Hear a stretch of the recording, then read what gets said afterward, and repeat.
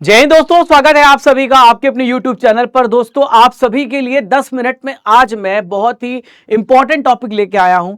आज हम चर्चा करने वाले हैं महत्वपूर्ण अनुच्छेद। दोस्तों, अगर आप एनटीपीसी का एग्जाम देने जा रहे हैं तो आप इस टॉपिक को जरूर पढ़ के जाइए। हर शिफ्ट में इससे आपसे एक नंबर का सवाल तो पूछा जा रहा है। 10 मिनट के अंदर मैं आपको सारा कुछ बता दूंगा। अगर आप रेलवे की तैयारी कर रहे हैं, इसके अलावा आप एसएससी की तैयारी कर रहे हैं, आप BPSC, MPPSC, RPSC, Delhi police constable, कोई भी वनडे एग्जामिनेशन की, तो हर एग्जाम के लिए बहुत ही इंपॉर्टेंट और फ्रूटफुल सेशन होने वाला है। आपको 10 मिनट में सारे इंपॉर्टेंट आर्टिकल मैं करा दूंगा। 1 से लेकर 395 तक यहां पर हम कवर करेंगे। तो देखिए, शुरू करते हैं। लेक्चर आपका बाइलिंगुअल है। पहला प्रश्न आप सभी के स्क्रीन पर ये रहा। देखिए, संविधान के किस अनुच्छेद में अंकित किया गया है कि इंडिया अर्थात भारत राज्यों का एक संघ होगा? ये कहां पे हमें पता चलता है? तो देखिए, आप भारत राज्यों का संघ होगा और भारत के दो नाम है, एक भारत नाम है, एक इंडिया नाम है। आर्टिकल नंबर 1 में बताया गया है। बहुत ही इंपॉर्टेंट क्वेश्चन है, ध्यान में रखिएगा। अगला क्वेश्चन देखते हैं। भारतीय संविधान के किस अनुच्छेद में नागरिकता से रिलेटेड प्रावधान है, यानी नागरिकता संबंधित यहां पे प्रोविजन रखा गया है? तो देखो, आप यहां पे ये जो आर्टिकल है सिटीजनशिप का, वो 5 से लेके 11 तक है। आप सभी कमेंट बॉक्स पे आंसर देते रहिए और रेगुलर इस सेशन को आप सभी फॉलो करते रहिए, तो आपको बहुत कुछ बदलाव देखने को मिलेगा। अगला सवाल है, भारतीय संविधान के किस आर्टिकल में मूल अधिकार संबंधी प्रावधान है? तो फंडामेंटल राइट से रिलेटेड प्रोविजन कहां पर है? तो फंडामेंटल राइट से प्रोविजन 12 से 35 है। ठीक है, अगर आपको इस क्लास की पीडीएफ चाहिए तो आप राजा गुप्ता करंट अफेयर आप सर्च करिएगा, तो वहां पर आपको पीडीएफ मिल जाएगी। आपको मेरी इमेज देखनी है, वहां पर आपको मिल जाएगी। राजा गुप्ता करंट अफेयर सर्च करना है। नेक्स्ट है, नए राज्यों की स्थापना का प्रावधान किस आर्टिकल में किया गया है? अगर हमें किसी दूसरे राज्य को, किसी दूसरे देश को, किसी दूसरे हिस्से को अपने भारत में शामिल करना है, तो आप ध्यान में रखेंगे, इसका सही उत्तर हो जाएगा, ये हो जाएगा आर्टिकल नंबर 2। कौन सा होगा? आर्टिकल 2 में होगा। राज्यों की सीमा नाम में परिवर्तन का प्रावधान किस अनुच्छेद में दिया गया है? अगर हमें दो राज्यों को आपस में जोड़ना है या उसका नाम बदलना है, बाउंड्री में कोई भी बदलाव करनी है, तो ये आर्टिकल नंबर 3 में आप याद रखिएगा, आर्टिकल 3, इसका राइट आंसर ए हो जाएगा। अगला है, मौलिक अधिकार की दृष्टि से राज्य की जो यहां पर परिभाषा है वो किस अनुच्छेद पे करी गई है?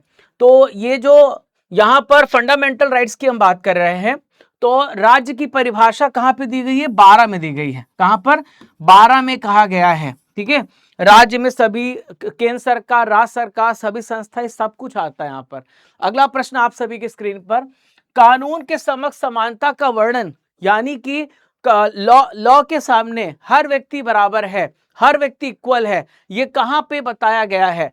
तो देखो, आप आर्टिकल नंबर 14, जहां पे समानता का अधिकार यहां पर आपको देता है, फंडामेंटल राइट है। धर्म, जाति, लिंग, जन्म आदि के स्थान पर भेदभाव नहीं होगा, ये प्रावधान किस आर्टिकल में है? कि there will be no discrimination on the basis of religion, caste, Sensex. तो ये आर्टिकल नंबर 15 में है। ठीक है, आर्टिकल नंबर 15 में ये बात बताई गई है। अस्पृश्यता का अंत, छुआछूत को खत्म करना है हमको, और ये बात किस आर्टिकल में है? Abolition of untouchability. तो आर्टिकल नंबर 17 में खतरा, आप ध्यान में रखिएगा, 17 अनुच्छेद। अगला है, नेक्स्ट क्वेश्चन, उपाधियों का अंत किस आर्टिकल में वर्णन किया गया है? जो टाइटल हम लोग पहले इस्तेमाल करते थे, राजाधिराज, ये अपने नाम को विशिष्ट बताने का प्रयास करते थे, तो ये एबॉलिश किया गया है। आर्टिकल नंबर 18 में यह बात कही गई है। समानता के अधिकार का वर्णन संविधान के किस आर्टिकल में किया गया है? Right to equality. तो राइट टू इक्वलिटी आप सभी को ध्यान में रखना है, यह बताया गया कहां से कहां तक? 14 से लेकर 18 तक। डी इसका राइट आंसर हो जाएगा।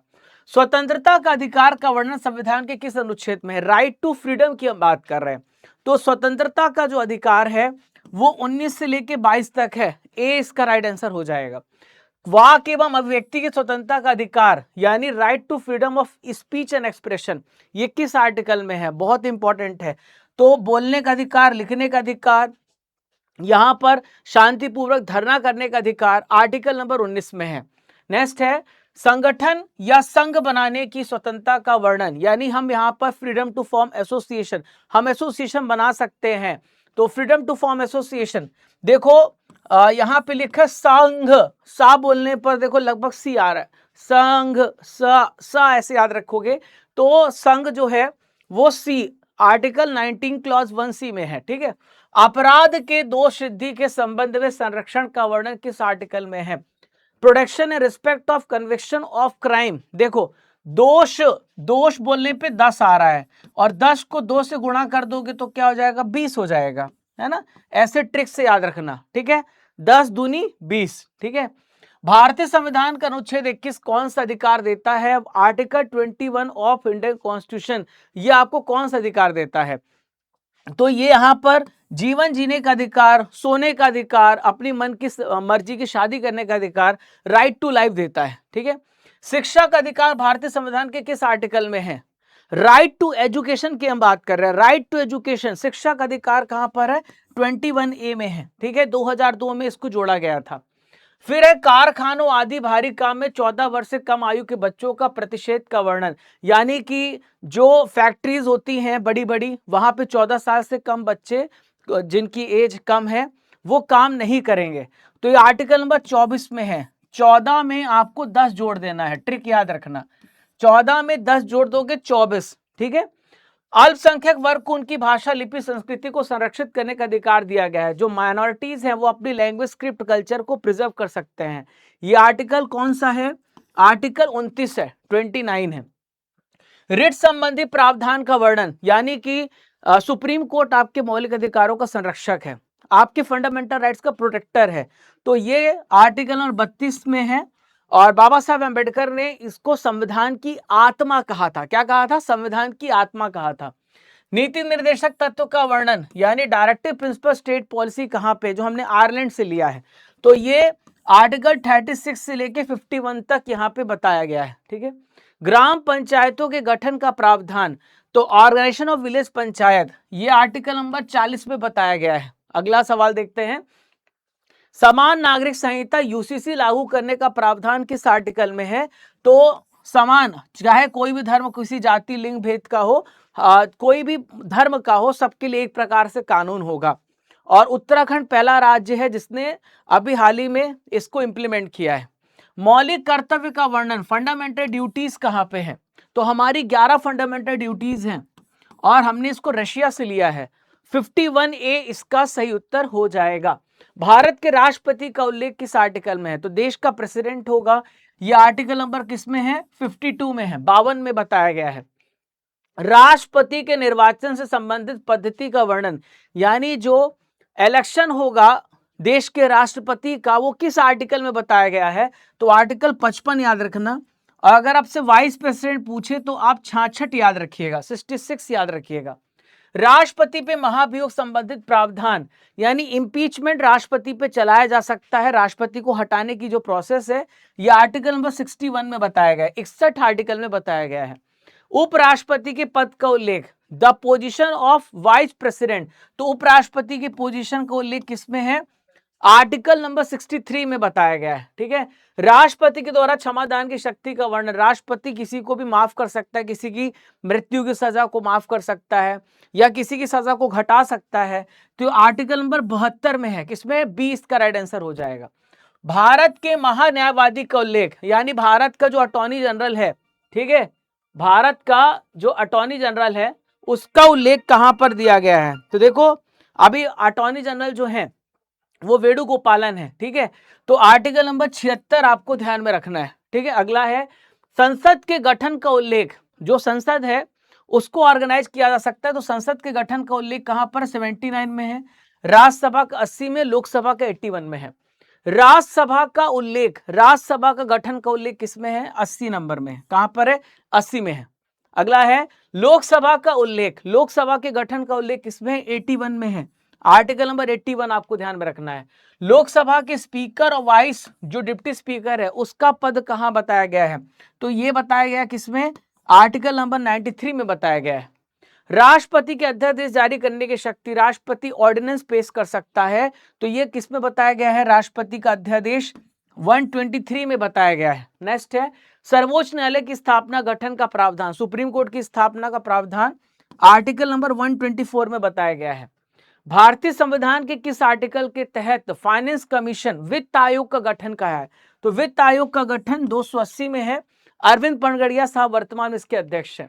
संविधान के किस आर्टिकल में संघ और राज्य के बीच में लोक सेवा आयोग का गठन है? जो यूपीएससी या पब्लिक सर्विसेज की तैयारी कर रहे हैं, तो 315 अनुच्छेद आपको ध्यान में रखना है। भारतीय संविधान के निर्वाचन आयोग का प्रावधान कहां पर है? इलेक्शन कमीशन के बारे में, तो इलेक्शन कमीशन के बारे में 324 में बताया गया है। नेक्स्ट है, संसद को संविधान संशोधन करने का अधिकार, अमेंडमेंट बदलाव करने का अधिकार किसमें है? 368 आर्टिकल में है। ठीक है। भारत में बाहरी आक्रमण अथवा सशस्त्र विद्रोह के कारण भारत के प्रेसिडेंट आपातकाल की घोषणा कर सकते हैं, इमरजेंसी लगा सकते हैं। ये आर्टिकल नंबर 352 में बताया गया है। ठीक है। आपके लिए क्वेश्चन ऑफ द डे है दोस्तों, 10 मिनट के अंदर हमने सभी महत्वपूर्ण अनुच्छेद को कवर कर लिया है। ये टॉपिक अगर आपको अच्छा लगा है तो अपने सभी दोस्तों को बताइएगा और उन तक ये वीडियो पहुंचाइएगा, ताकि उनको भी पता चले कि 10 मिनट में हम इतने सारी चीजें पढ़ सकते हैं। 50 क्वेश्चन मैंने आपको पढ़ा दिया है। आपको अगर इसकी पीडीएफ चाहिए तो आप टेलीग्राम सर्च करिए राजा गुप्ता करंट अफेयर, वहां पे आपको इस क्लास की पीडीएफ मिल जाएगी। क्वेश्चन है, संविधान की घोषणा के किस अनुच्छेद के आधार पर वित्तीय आपातकाल की घोषणा राष्ट्रपति करता है? कौन सा आर्टिकल है? आपको कमेंट बॉक्स से बताना है। Thank you. आशा करता हूं कि आपको आज का टॉपिक पसंद आया होगा। आप सभी रेगुलर इस सेशन को देखते रहिए और अपने दोस्तों को बताते रहिए, और किस टॉपिक पे आप सेशन चाहते हैं कमेंट बॉक्स पे आप अपना रिप्लाई करिएगा। आप अपना फीडबैक भी दीजिएगा कि आपको कैसा लगा ये लेक्चर। जय हिंद, जय भारत। Stay connected. जब तक तोड़ेंगे नहीं तब तक छोड़ेंगे नहीं।